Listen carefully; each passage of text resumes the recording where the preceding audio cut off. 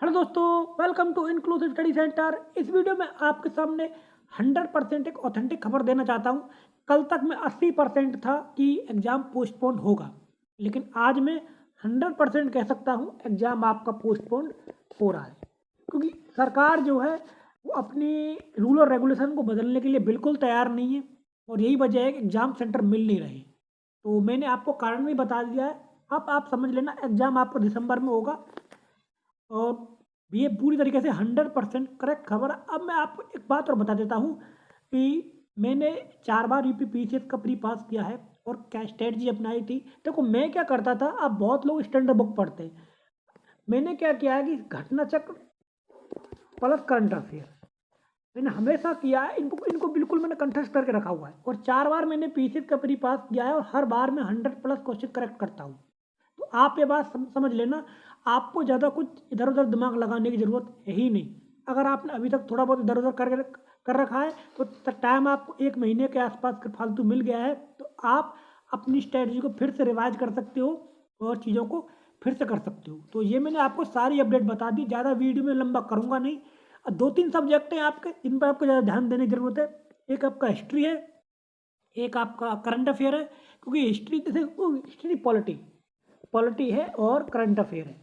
Polity से आपके 20 के आसपास और क्वेश्चन आते हैं और करंट अफेयर से 35। तो इसमें से 20 के 20 क्वेश्चन सही होने चाहिए आपके, क्योंकि पॉलिटी एक आसान सब्जेक्ट है और करंट अफेयर में आप अगर थोड़ी सी हार्डवर्क कर लोगे तो आप 35 में से 30 क्वेश्चन तो आराम से कर ही लोगे। तो 2 सब्जेक्ट से आपके 50 क्वेश्चन सॉल्व हो गए। आप समझिए आपकी आधी जर्नी तो कंप्लीट हो गई है।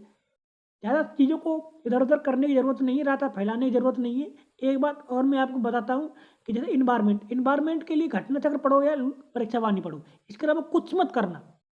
कोई भी स्टैंडर्ड बुक मत पढ़ना एनवायरनमेंट के लिए और कोई भी एनसीईआरटी मत पढ़ना। ज़्यादा पढ़ोगे तो अपना टाइम बर्बाद करोगे। उतना टाइम आप करंट अफेयर पे दो, उतना टाइम आप पॉलिटी का रिवीजन पे दो। जितना आप मैक्सिमम रिवीजन करोगे उतना ही आपको फ़ायदा होगा। ये मत समझना कि पॉलिटी मुझे आती है, हिस्ट्री मुझे आती है, करंट अफेयर मुझे आता है। जितना मैक्सिमम रिवीजन करोगे उतना ही आपको फ़ायदा होगा। मैं आपको बताता हूँ कि मैंने पिछली बार 12 बार घटना चक्र का रिवीजन कर लिया था। तो आप समझ सकते हो हर बार मेरे क्या कहते हैं 100% मतलब 100+ क्वेश्चन मेरे करेक्ट होते हैं।